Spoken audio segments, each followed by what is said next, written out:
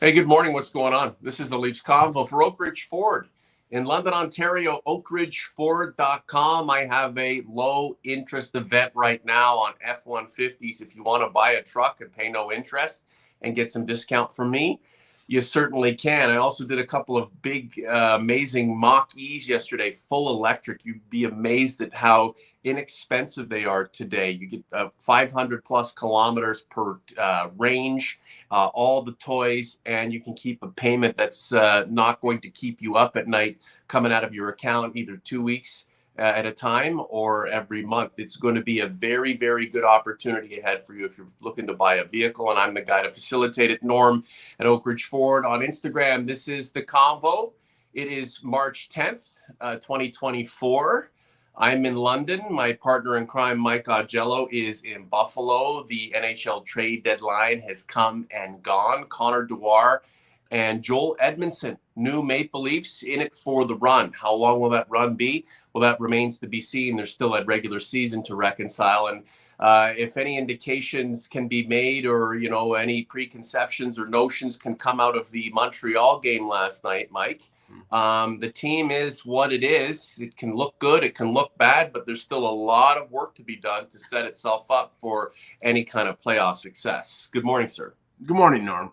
Well, everything was sort of jumbled from the last few weeks where, say, Matthew Knies was on the top line with Austin Matthews and Mitch Marner because Marner was out. And they wanted to bring in Connor Dewar into the lineup on the fourth line. Now you can tell how much this team would miss Mitch Marner on a long-term basis because they had to basically put all their eggs in one basket with with Nylander playing with Matthews and Bertuzzi, and that line really, didn't make a lot of impact. I mean, Bobby McMahon scored one goal, Max Domi scored on the stretch pass, and then John Tavares scored the game winner late in the third period. So that line really didn't do anything. I mean, Marner is the driver of that line in terms of setting up Matthews for scoring opportunities. Right. So it doesn't sound like it's a long-term injury. I think it was more the fact that Marner, he tweaked something in Boston on Thursday. They have 4 days off until the next game, so maybe they think it'll calm down with a week off, which basically he's going to get after sitting out yesterday. So it was a good victory for the Leafs against a bad team. A team that usually gets up for them, and they did. They scored 25 seconds into the first period. So of course it's never going to be easy against these lesser lights in the Atlantic Division. They always work themselves up into a lather when they play the Leafs. Right. So, but they did get the 2 points. But I think, like most of the years, Norm, they're playing out the string. They're stuck in third place. They're not going to go They're probably not going to go into the wild card mix, and they're not. And after losing twice to Boston, they're not going to be in the mix for first or second place. So they're not going to have home ice advantage, and they're going to play either Florida or Boston. And we can debate who they have a better chance against. But I look at it, and it's death by hanging or death by strangulation.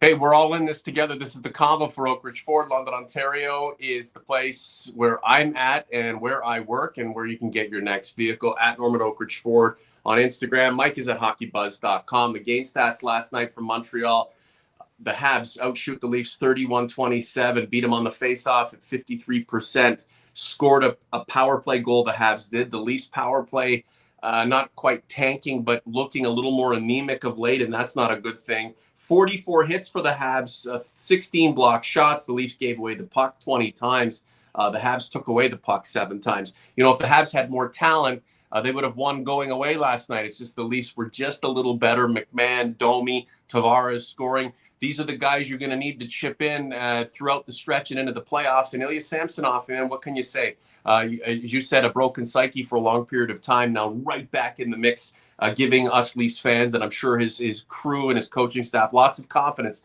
that they have choices going forward. So it didn't look good on paper last night, but the Leafs got their 2 points. And at this juncture, playing out the string, trying to continue some momentum going, not having Mitch Marner there, Austin Matthews slumping a little bit, they'll take it. The goaltending situation is something that one of the few things that'll be consequential before the beginning of the first round, because Joseph Woll played really well against Arizona, but then I almost think that they structured it to give him a test to play Boston back-to-back. And Boston is a team that they could potentially face in the first round. And in both games, he gave up 4 goals. I don't think he was at fault for the first loss on Monday. The Leafs just played terribly. Right. You breakaways and things of that nature on Thursday. You need the goaltender to come up big, and I don't think he came up big against Boston at TD Garden. But over the next month, we have a little over a month until the start of the playoffs. And what is going to be determined is who's going to be the number 1 goaltender, who's going to start game 1. And right now, based on the way he has played since coming back from waivers and the minors, Samsonov's got the inside track. But I do think what they're going to do is split time, right, and see what Woll does. So I think Mike, our wave of emotions can go up and down many a time between now and the next 18 games being completed. There's a lot of things that can happen. Like, we wanted Woll to potentially start game 1 with Ilya Samsonov on the bench. Woll hasn't looked so great. Samsonov's on the ascent. Now we're all believing that, Samsonov could do the trick in game 1. There's a lot that can change between now and then. As long as I know that I can go to one of the 2 guys and have the other off spell, whoever is starting, and be confident about it, that's good for me. Well, I think Sheldon Keefe wants there to be a tough decision, because that means both goaltenders are playing well. But like I said, I almost think that Woll was given the tougher task playing Boston twice for a reason. They wanted to see whether he could stand up. And I don't think he played particularly great in the second game, but I don't think the team played great. But you need a goaltender to sort of carry your team at times. Right. And Samsonov played really well against Buffalo and really well against Montreal, but those are 2 non-playoff teams. So they will probably split the last 18, 19 games of the season, and then Sheldon Keefe will make that decision. But their concerns going into the playoffs are greater than the goaltending. And that's one of the things that I look at what they did at the deadline and said, why? Because honestly, I don't think that this team was a Connor Dewar and a Joel Edmondson away from winning a first round match. Those are useful players. No doubt. Joel Edmondson's a big body. You saw what he did last night. He could clear the front of the net. He's physical. He's smart. He's won a Stanley Cup. Good ad, no doubt. But he's a bottom pairing guy, probably, unless they elevate him and then you expose, his lack of speed, and he's been injury prone throughout his career. Yeah. If you're playing him on the bottom pairing, how much does that aid you when your mid pairing is guys like Jake McCabe and Timothy Liljegren? Right. The overall with their defense is not good enough, and that's the problem. It's like you can add around the periphery, but the quality 1 through 6 is just not as good as Boston is, and Florida is, and the Rangers and Carolina. Mike, who else would they get? We knew that these would be tweaks. They would be slight amendments, little bit of upgrade possibly at times, but we knew that the Leafs weren't going to do anything earth-shattering. Right. We figured these kinds of moves would be made, and they were. Well, when you see Matt Dumba going to Tampa Bay for a 5th round pick because Tampa had the LTIR money of Mikhail Sergachev, and the Leafs were up against it, so they had to trade additional picks to fit in Edmondson and Lyubushkin. That just shows you. That in a way it shows what the pickle that Kyle Dubas left this team. But there were avenues potentially of maybe being creative and opening up more cap space.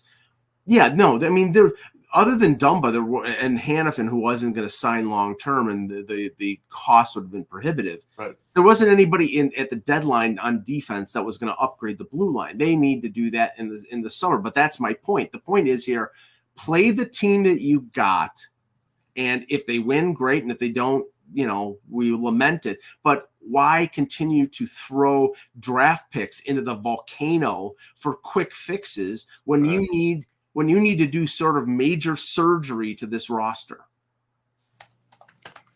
Like the content, subscribe to the channel, guys. We appreciate all of the support. We're trying to get to like 4,000 subs. It's a modest goal. We need like 80 or so. I've had 4,000 subs in my life, and you could tell by my waistline. Mike, that's good. What is the great, like the legendary sub place in Cheektowaga, Buffalo? Well, there isn't one in Cheektowaga, but I mean, there used to be a place called Mike's Subs, but no, I mean, you pretty much can get the same quality in many a venue in Western New York. And like I say, I'm going to need to go into the sauna for about a year to melt off all the lard that comes off those. Oh, geez, Mike, you self-deprecating son of a gun. We love you very much. I'll take a Mr. Submarine circa mid-'80s. If you're from Toronto, you know what I'm talking about. Yes, Any damn day. And I'll take the original pizza. That place, Queen and Woodbine, #1. Mike, Matt Dumba, did the Leafs have an opportunity to get this guy? Was Joel Edmondson the consolation prize? Well, they didn't have the cap space, so they probably would have had to give up a high draft pick to get Arizona to. I mean, look at Arizona. They traded Jason Zucker, who is still an effective forward. I think it was to Nashville for a 6th round pick. And why? Because Nashville took all the salary. And then they traded Tampa, Matt Dumba, who's a top 4 defenseman, for a 5th round pick. Why? Because Tampa took all $3.9 million of his salary. The Leafs couldn't do that. So, and they had no interest in retaining salary because they're an organization that's struggling financially. So, I mean, Edmondson was making $1.7 million. His salary had been retained by Montreal when they traded him to Washington, and now it's retained again. So he's only making like $875,000, and that was money that the Leafs could fit on their cap. So that was the motivation there. They lost William Lagesson on waivers to Anaheim, so that cleared the money. Do you want to have a moment of silence for Lagesson? Yeah, I mean, I'm not going to slag on the guy because he plugged in and played pretty well for a while, but he is what he is. He's an AHL player they were forced to put in their lineup because they had injuries, right? And they made the best of a bad situation. But it's like, sign the guy up for 2 years. He's great. No, he's not great. He was. Well, you know how schizophrenic we are, and how how recent we look at things to either overinflate them or to undercut them, and then things change the next night. Spike 11, Treliving has had a great deadline. No stupid trades. There's one perspective. Well, okay, if Spike is referring to that they didn't give up the 2024 first round pick, I agree. That would have been dumb because as I said, they're not a team that is close to winning a Stanley Cup. Could they win a go around or two? Sure, but that's my I'm a strict constructionist here. It's like my philosophy is, if you're not a Joel Edmondson away from winning a Stanley Cup, then don't trade for Joel Edmondson. Right. Okay, Lyubushkin, you knew that he fit in. He played with Riley. You needed a right-hand shot. You've needed one since Klingberg got hurt. So you bring in a veteran guy will work. But, you've got depth in the organization. I mean, you gave up a 3 and a 6 for Edmondson. You gave up a 3 and a 5 for Lyubushkin. You gave up a 4 in the trade for Connor Dewar. You didn't have draft capital as it was, and now you've traded 5 picks. And you don't know whether, with 2 of them, you don't know whether they'll play with the Leafs past the end of the season. Right. So, I mean, it's one thing if you go out and you extend Edmondson, so you're trading draft picks for a guy who you kept for a few years, then that's valuable. But you need to replenish this organization. You can't just keep trading picks after picks after picks out. I mean, you're going to have the 4 guys and nobody else playing around them if you keep doing that. So as you are right now, March 10th, Mike, in beautiful Buffalo, New York. I don't know if you've got snow like we got in London. Always nice in mid March, isn't it, to see the white stuff? Yeah, we were starting to get it last night. This might be the last, the last rattling of old man winter. Yeah, for sure. That one can hope, but you just never know the way the climate is these days. So as you are right now, knowing what you know about how the Leafs have put themselves together post trade deadline, grinding through that win last night in Montreal, 18 games to go, a tough schedule ahead, 100 points potentially on the horizon. Is there any way, shape, or form that this team can beat the Boston Bruins in the first round of the Stanley Cup playoffs? Well, I'm a realist and not a Mr. Pie in the Sky, blue and white glasses. I look at what they did against the Bruins, and they've lost to the Bruins now 7 straight times in the regular season. And we know the regular season is not the playoffs, but we know that the Bruins play the same way, the same disciplined way in the playoffs. They will up their physicality even more. And, the only move that the one optimistic thing about the Bruins is that they were not able to get the center help that we thought Don Sweeney was looking for. Can we not hold that blown first round series against Florida over their heads the same way we hold everything over the Leafs' heads? Well, I mean, I'm sure it's living in their head right now, but the great elixir for playoff success for the Boston Bruins is playing the Toronto Maple Leafs. They beat them in 7 games 3 times over the last decade, a little over a decade now, since 2013. But, they've won 7 games in a row. So they're taking up space rent-free in the Leafs' heads. and that's where, that is the goal that they have to, they got past the Tampa hurdle, but you have to put things in perspective. Tampa was a sort of exhausted team after years and years of deep runs, and the Leafs were able to beat them, and I'm not taking anything away from it, but that is a fact. And now the Bruins, okay, there's no more Bergeron, there's no more Krejci. Your number 1 center is Pavel Zacha. Your number 2 center is Charlie Coyle, who played like he was Brian Trottier on Thursday. So, the series is going to come down to, they have the goaltending advantage, they have the defense advantage, but the Leafs have the advantage up front, especially up the middle with Tavares and Matthews against Zacha and Coyle.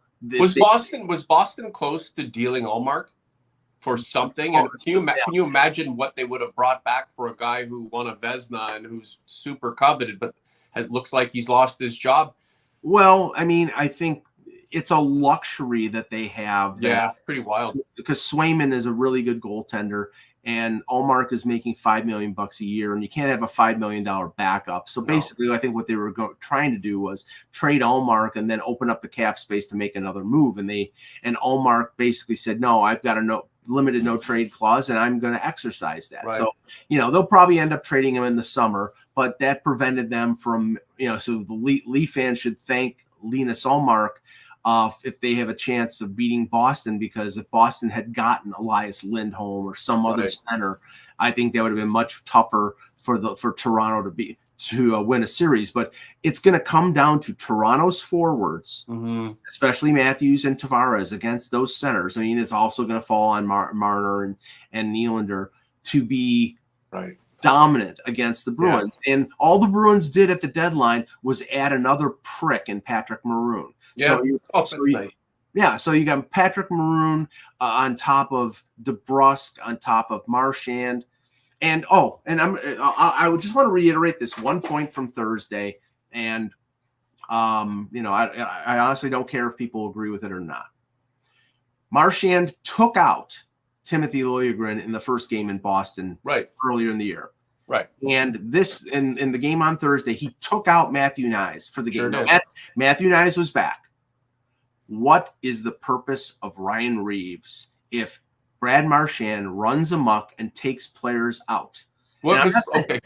Sorry, Mike. Reaves has looked like he fits in and he's contributing in a better way of late. The team projected a better toughness against Boston with the way that McCabe was doing his thing, Domi doing his thing, Edmondson's on side now, and so the idea. But with Reaves, what was he supposed to do? I'm not defending Reaves, but like, remember, you even suggested that Reaves and a Marchand matchup at the same time would result in a favorable offensive outcome for Boston. So that doesn't make sense. But what was Reaves supposed to do? Go out next shift and beat somebody up? Well, okay, he could, and we know the game has changed. I get that, but he could do what has been done in the past. And I use two examples for, over and over on this, and it's still to this day would be effective. 1993, Marty McSorley went in front of the Leaf bench in game one of that conference final against the Leafs after Wendell Clark was going at Gretzky, and basically told the Leafs bench, if you keep doing that, I'm going to take out Gilmore. And then what did he do? He took out Gilmore. He hit him with a clean check. Well, not clean check, a check at center ice. And then Clark had to fight McSorley, but that the reprisal, retribution. Right. That kept the flies off of Gretzky for the rest of that series. The next year, Gino Ojic was going at Gilmore, and Gilmore, I think in that series was that entire playoff he was playing with like an ankle injury, so he was limited, but he was still being effective. And Gino Ojic was going at Gilmore, and Wendell Clark went to the Vancouver bench and stood in front of the Vancouver bench and said, that guy, pointing at Pavel Bure, he's a dead man if you keep doing that. So what would you wanted Reaves next shift to come out and bust somebody up? If he's up against some shitty fourth liner, what does it matter? Right. I want Ryan Reaves to go in front of the Boston bench and say, if Marchand keeps doing that, and Marchand may keep doing that, he's done it his entire career. But he says, if Marchand keeps doing that, I'm taking out Pasternak. Is Reaves, I think with all due respect, is he that articulate? Can he go up there and make that kind of statement and have it mean something? Yeah, and I think he's got the gravitas of what his career has been to sort of back that up. It doesn't mean he has to do it. I'm not saying this, I'm not. Oh, I'd like to see him do it. I'm not advocating Mark Crawford, Steve Moore, Todd Bertuzzi here. That's fucking extreme on another level, Mike. Right, but what I'm saying here, Norm, is the threat is enough. If Reaves threatens Pasternak and says, okay, I'm going to take him out if you keep doing this. Well, I agree. Maybe it has some. Now I don't know how much Brad Marchand has between his ears, but maybe it gives him a second thought doing what he does, and that has you got to have a chilling effect on the antics that the Bruins pull. And now you've got Maroon, you've got Marchand. You've got enough guys on that team that So Domi squishing Marchand's head like he's a bug. Did that mean anything to you? Right. It means Marchand is not going to engage because Domi challenged him, and Marchand was basically laughing, and then Domi plowed Charlie McAvoy. I am just saying here that the Leafs, in that type of game, and that had a playoff feel to it. Right. They, McCabe took 2 penalties trying to send a message. Boston got the 5-on-3 power. Right. But Mike, that was just a messed up situation that the officials didn't help. And sometimes you take a penalty and you deal with the repercussions. That was the perfect time to do something like that, Mike. So be it. It just seems like Toronto doesn't get away with that stuff, and Boston and other teams do. I mean, if you don't think that those are the antics that the Bruins are going to play in the playoffs, and that Florida they play. I mean, Florida with Lomborg and Bennett and the bunch of jerks that they have, the way that they play.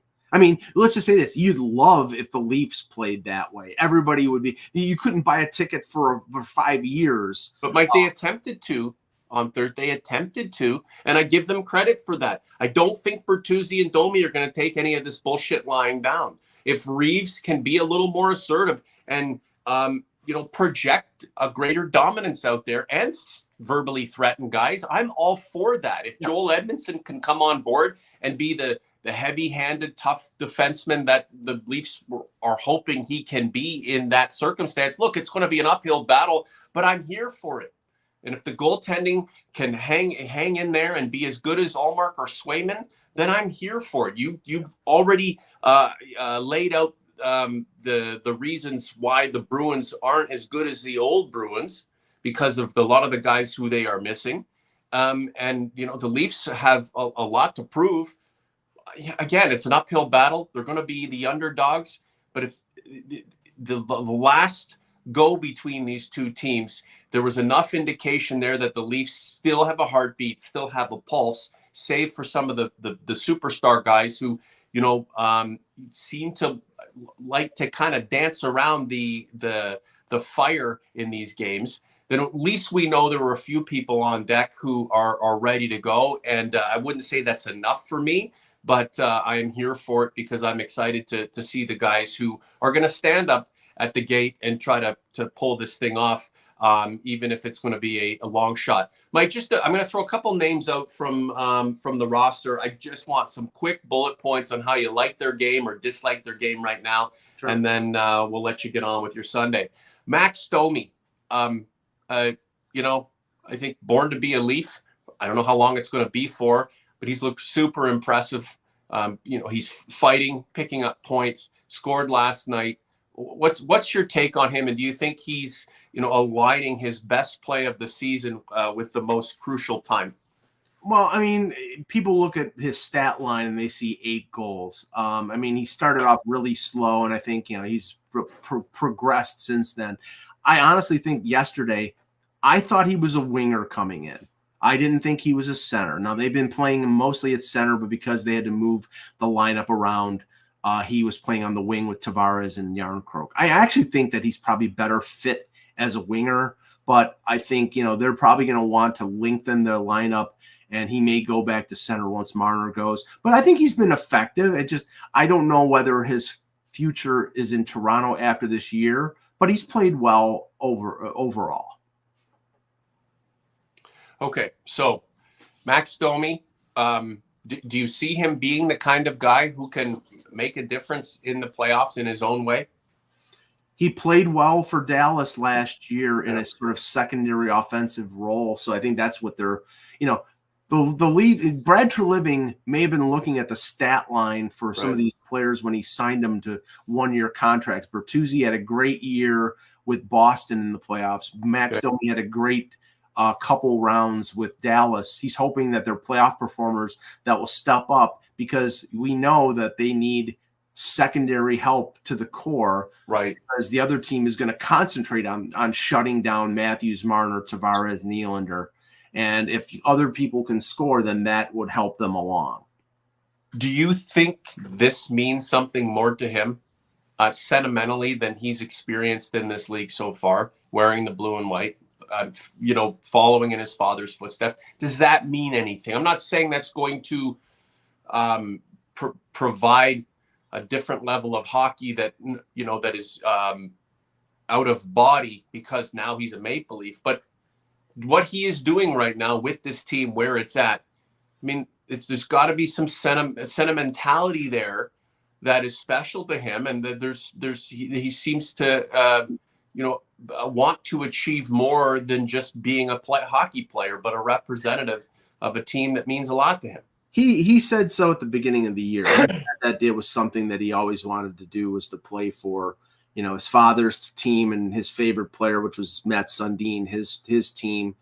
I don't know how long it's going to last. I mean, somebody in the chat was saying, well, I'd sign him for $2.5 to $3 million on, you know, I don't know. Like, if they could get him signed for a couple years at $2.5 to $3 million, I think they would do that. I don't know. Money talks, right?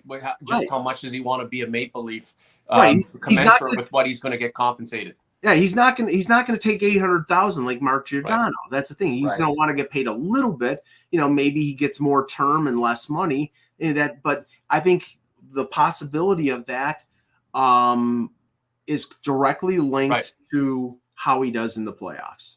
Okay. I have a couple more names and we'll get out of here. I've got a trip to make with the family. Handshake Line Respect, one of the converts. We appreciate Handshake, you being here. It's nice for you to show up as the show's going on, and the comments great. Not a single player from the core showed any grit or battle against the Bruins. The first line is relying on a rookie to get the puck and do all of the hard work while the playmaker floats. Okay, HLR. We'll just shorten the. Yeah. Okay. When has Tavares, Marner, Nylander, or Matthews ever showed any kind of grit or battle? As that, they're not those type of players. I mean, Austin Matthews every once in a while will throw a check, and he's a big body, and he'll push back and whatever. They're not that type of player. You don't have Matthew Tkachuk as a core guy. You've got Austin Matthews, and Austin Matthews is one of the best skill guys in the league. William Nylander is an incredible skilled player. You cannot expect them to be all of a sudden getting into push battles. I mean, look what happened in Boston. I think it was Coyle went after Nylander, or one of the Bruins players. It may not have been Coyle. I can't think, but Jake McCabe had to jump in because they were trying to take out Nylander. You've got, those you've got to surround those guys with guys who will protect them. They are not. Is that enough? Because that's the reality. That's the type of players that they are. You can't you can't ask them to be something they're not. Okay. Austin Matthews has 3 goals, 3 points in his last 8 games. So what's your take on him, Mr. 70 goals? What's your take? Is there something going on? Is he just a little bit tired? He's a damn human being? Is he allowed to, by his standards, go into a bit of a slump before he rises out of it and goes bananas, scoring a ton of goals? Where do you think he's at right now? Well, he was in a slump before the All-Star break and then came out like gangbusters. Right. We know that the flu is going through the room, so maybe he was one of those players who was playing through it. He hasn't played particularly. He hasn't been the centerpiece, although he scored the overtime winner against Buffalo. But he was barely noticeable in that game until he scored the overtime winner. I'm not concerned. I don't think it's an injury. I think it's just maybe he had the flu, and now he's going to come through it. But yeah, I'm not concerned. Okay, Timothy Liljegren. I'm seeing in the chat that there are a lot of people who don't want him around. Well, Liljegren, when Riley was out, was the team's best defenseman. And then Riley comes back and he's back relegated to, being second pairing or bottom pairing. And I mean, now they have him with Edmondson. I think the point that they are doing, at least with that, is they want Liljegren to play more minutes. They need him as a right-hand shot. Obviously, he's a target because Boston was targeting him a lot in that game. So he's an important player for this team in going in the playoffs because him playing on the right side. So, I mean, there are moments where he looks really good. So I think they need more of those moments. Okay, 2 more. John Tavares hasn't been the greatest statistical season for him. Again, he's rounded second base, charging hard for third on his career, but he still has something to give. What can he give? And will it be anything other than a support role? I mean, I think right now they moved him to third line center because they wanted 3 offensive lines and lengthened the lineup, and it worked for a while. And, now with Marner being injured, they had to move him up back to second line center. And he be a significant player at this stage of his career? Yeah. He scored the game-winning goal yesterday. He's got 20 goals for his 14th year. Yes, people are so focused on him slowing down a little bit and so focused on the $11 million salary. Not the salary, but him slowing down. No, but okay. I will bet you anything that when his contract is over and he re-signs with the Leafs and he's making $3 million and he's scoring 25 goals, people will have a completely different attitude toward John Tavares than they do right now. I will bet you anything. Mm-hmm. Interesting. 1,091 career games played in the regular season, 1,021 points. He's not even at a point per game. And I'm not saying that what he's accomplished isn't incredible in its own right. I mean, not every exceptional player and first-round pick will go on to do what Sidney Crosby has done, and 1,000 points in this league is pretty damn amazing. And the story is yet to be fully written. So I'm rooting for Johnny T. John Boy. I love him as a player. I'd love to see more out of him. And maybe he scores some big goals in the playoffs. And that's the thing, Mike. You just never know until it's fully completed based on recent history, history going back. The Leafs, the Leafs typically disappoint when it matters the most, but at some point, right? Last one is Joseph Woll. When he was injured, you were excited to get him back and get him primed and ready to become the number one goalie. That still could be the case, but have you tempered that enthusiasm at all? Not necessarily because he's not playing well, but because of Ilya Samsonov's rise back to prominence. He played really well against Arizona. He was the reason that they won the game. He was not the reason they lost against Boston in Toronto. I think he contributed to the loss against Boston. They need him to play like he did before the high ankle sprain, and if he does, I would go with him in the playoffs. But right now, of the two, Samsonov is playing better, but Samsonov has had a lot more work and consistent work over the last month or so. So I want to see what Woll does over the remaining 5 weeks of the regular season. I think they'll split their starts right down the middle. And if Woll gets back to where he was in December before the injury, he's a difference maker in goal. Whereas Samsonov is a wild card. He can be good, he can be really good, and he can also be terrible. And that's I would rather go with the consistency and the youth of Woll. But if Samsonov is playing better, they're going to go with Samsonov. Yeah. This team has us on a roller coaster. Traditionally, that's just the way she goes. Throughout the rest of the month, you've got the Flyers twice, Hurricanes twice, Oilers, Capitals. If you think it's been a bump, at times bumpy and exhilarating ride to this point, buckle up. Buckle up. 18 games to go before the regular season concludes, and the Leafs are set with a first-round opponent. But a lot can happen between then and now. And it's incredible reading the comments of the OGs and converts who, at one stage of this season, absolutely wanted a player drawn and quartered, and today believe he is next to this being this team's savior. We rise and fall with our group, and guys go from heroes to zeros pretty quick. But that's fandom, and certainly that's what happens when you're a supporter of the Toronto Maple Leafs, who really haven't been super consistent at allowing us to immerse ourselves into the support system that we'd like to be a part of, just because things change night in, night out, week in, week out. And again, our devotion to players can be exhausted pretty quick if they're not doing what we want them to do. And don't forget, every one of these bloody guys is overpaid at the end of the day. Mike, last word to you. Yeah, I think, again, the last 18 games is just a prep for April and for the playoffs. What you're praying for is nobody gets hurt, and that this team sort of puts it all together and goes into the playoffs on a positive track.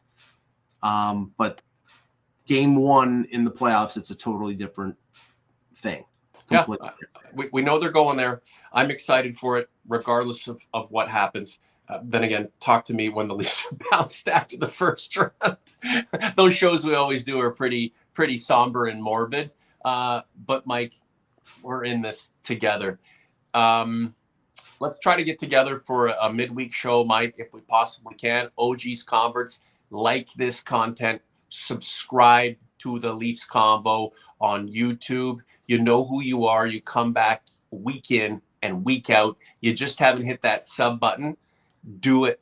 Be a part of what we've accomplished and what we continue to grow here. It means a lot to us that you support us. And again, it'll allow you to be on top of the things that we do, because sometimes Mike and I will throw a show into the mix on a whim. And I do get a lot of comments like, hey, I didn't know you guys were going live. I didn't know you guys would be doing this. I missed the show. I have to watch the rebroad.